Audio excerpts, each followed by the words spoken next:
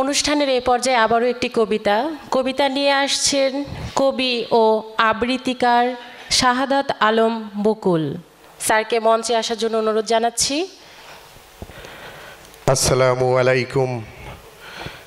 আন্তর্জাতিক মাতৃভাষা সম্মাননা 2021 থেকে 24 আন্তর্জাতিক মাতৃভাষা দিবস ও উন্নয়নের মহাসড়কে বাংলাদেশ শীর্ষক আলোচনা সভা, চিত্রাঙ্কন প্রতিযোগিতা, ছড়া, কবিতা, আবৃত্তি সম্মাননা প্রদান ও সাংস্কৃতিক অনুষ্ঠানে আন্তর্জাতিক মাতৃভাষা সম্মাননায় নন্দন সাহিত্য একাডেমির পক্ষ থেকে আমার অন্তরের গভীর স্থান হতে গোলাপ বা রজনীগন্ধা নয়, বকুল ফুলের সৌরভ ছড়িয়ে দিলাম সবার গায়ে।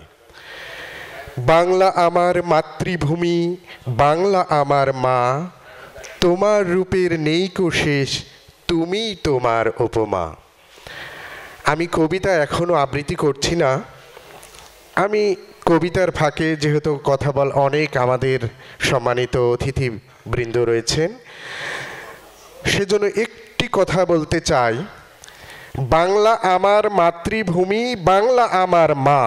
আমরা যেমন মাকে ভালোবাসি, তেমন আমাদের দেশকেও ভালোবাসি, বাংলাদেশকেও ভালোবাসি। মাকে যেমন ভালোবাসি, বাংলাদেশকে যেমন ভালোবাসি, তেমন ভালোবাসি আমাদের মায়ের ভাষা বাংলা ভাষাকে। আমি সেই ভাষার উপরে যারা শহীদ হয়েছেন তাদের স্মৃতির রক্ষার্থে যে কবিতাটি আপনাদের